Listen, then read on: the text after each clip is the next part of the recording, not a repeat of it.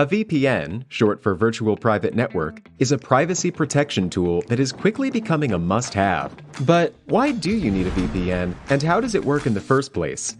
A VPN helps your data travel through the internet safely, without big companies or cybercriminals being able to spy on your online activities. Also, a VPN swaps the real location of your device with a new one. This way, you can virtually travel to any country around the globe. So, who can benefit from a VPN? If you're worried about your online privacy, a VPN makes sure your identity and private information are not exposed when you go online. If digital security is your top priority, a VPN gives a nice additional layer of security. It encrypts your data so nobody could see what you send and receive. If you are a human rights activist whose freedom of speech is restricted, a VPN helps you to bypass censorship and speak to the world. Or, if you're on holiday in another country, with a VPN, you can bring your home entertainment anywhere you go. Here's a pro tip: check out Surfshark VPN. It has everything you need in a premium VPN, awesome speeds, and industry-leading protection that covers all of your devices. All you have to do is click connect. Secure your digital life and enjoy everything good that the internet has to offer with a VPN you can trust.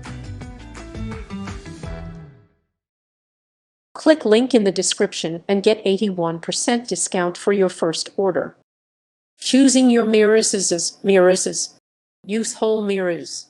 You should be able to see yourself all at once in any mirror you use in your home. This doesn't necessarily mean you need to have a home full of full-length mirrors, but you should avoid tiny mirrors or mirrors made up of individual tiles.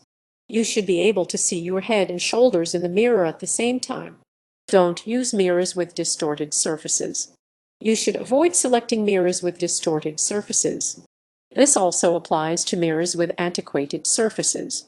It's believed that looking into such mirrors will make you feel distorted yourself, and this is bad for your home's Feng Shui. Use square or rectangular mirrors. Try to avoid using round or oval-shaped mirrors in your home.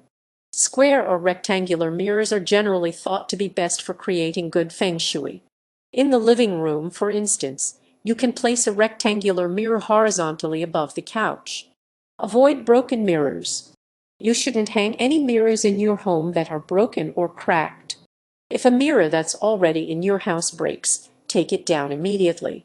Reflecting the correct surfaces. Amplify the outdoors with mirrors. You should place your mirrors so that they reflect nature. This is believed to bring positive chi inside your home. You can reflect the plants and trees in your front or backyard with mirrors to increase this chi. For example, if you have a large picture window in your living room that provides a view of the trees and plants in your front yard, place a mirror on the opposite wall to reflect that view. Add light with mirrors.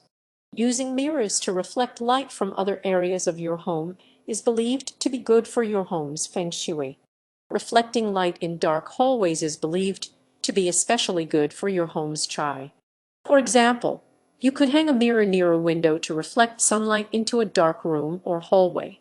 You can also place a mirror above a slim console table to brighten up a dark entryway. Avoid reflecting doors.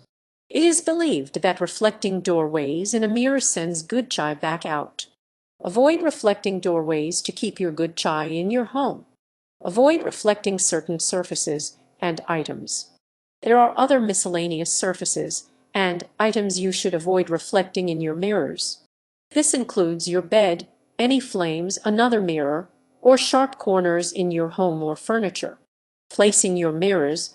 Hang mirrors near your entryway. It is believed that hanging mirrors near the entry of our home will activate the water element of Feng Shui. Activating water is part of creating balance between the elements in your home, which is believed to be essential for creating good Feng Shui. Don't place mirrors in your bedroom. It is believed that placing mirrors in your bedroom can disrupt the flow of your home's chi, which creates bad Feng Shui. If you need a mirror in your bedroom, consider hanging it on the inside of a closet door. Hang mirrors at the right height.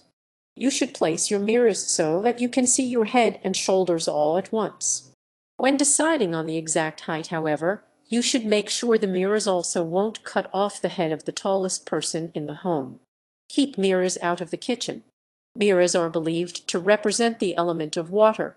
Given the sources of fire and heat in a kitchen, it is believed mirrors will clash with fire elements of the kitchen. Don't hang mirrors at hallway ends. Hanging a mirror in a long, dark hallway that reflects light is believed to be good for your home's feng shui. However, you shouldn't hang a mirror at the end of such a hallway, as it's believed to attract bad energy. Place mirrors in the dining room. In feng shui, dining rooms are believed to represent the purse or the center of prosperity.